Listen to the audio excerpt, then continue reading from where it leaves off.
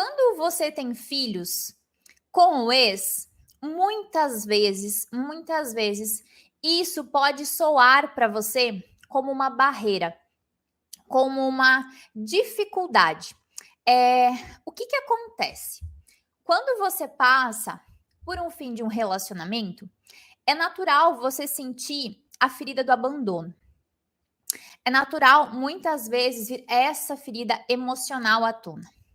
E aí, além dessa ferida do abandono, muitas vezes, né, que esse ex abandonou a família, esse ex abandonou os filhos. Além dessas feridas, outras que vêm muito à tona é a ferida da rejeição, da injustiça, é a ferida também da insegurança, de não saber muitas vezes o que fazer, né? Visto que existe um cenário onde é você e esse filho.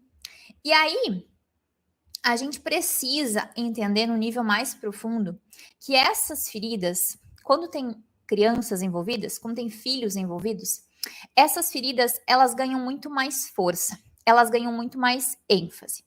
Porque o que acontece emocionalmente entre você e essa criança e esse ex, tá? Quando a gente tem essas feridas emocionais envolvendo não só você, mas também essa criança, o que acontece nesse cenário mental? Acontece uma retroalimentação negativa. O que eu quero te dizer? Você vê o seu filho sofrendo, ok? Você sofre naturalmente por causa desse fim de relacionamento. E aí você vê o teu filho sofrendo por abandono, por muitas vezes esse pai está sendo negligente, por ele não estar presente, por essa criança sentir saudade da vida que ela tinha nesse cenário familiar. E aí, o que acontece? Você sofre, você vê o teu filho sofrendo, o seu filho vê você também sofrendo, e aí essa bolha de retroalimentação afetiva, ela começa a ganhar muito mais ênfase, muito mais força. E isso eu tô falando num cenário, primeiramente, de um pai que não está tão presente assim. De um pai que talvez depois desse fim de relacionamento sumiu, de um pai que talvez não quis saber dos filhos, tá?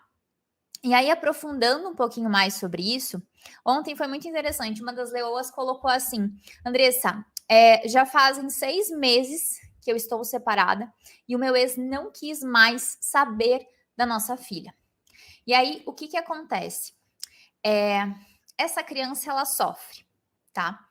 E aí, cabe a você, leoa, independente da idade dessa criança, você tem uma conversa muito sincera, tá? O que eu quero que você entenda?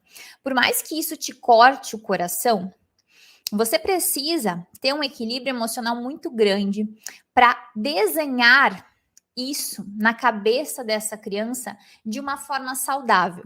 O que eu quero te dizer com isso? Não é para você mentir, não é para você enganar, não é para você criar uma história diferente da realidade.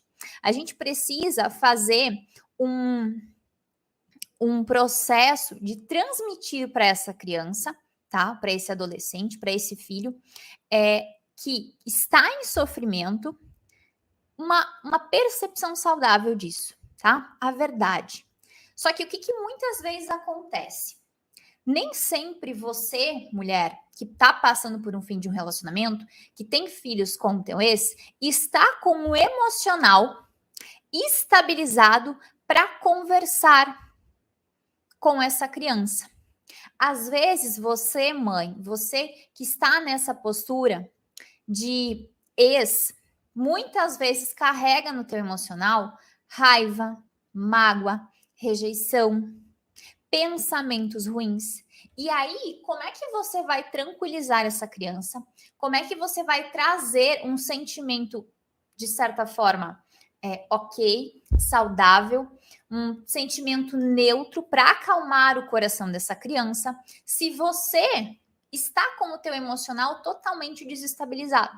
Então a gente precisa entender o seguinte: se eu quero transmitir um sentimento bom para o meu filho, se eu quero acalmar o meu filho desse abandono, dessa rejeição que o pai dele está fazendo ele sofrer, eu preciso como mulher, como mãe, estar passando para essa criança uma segurança emocional.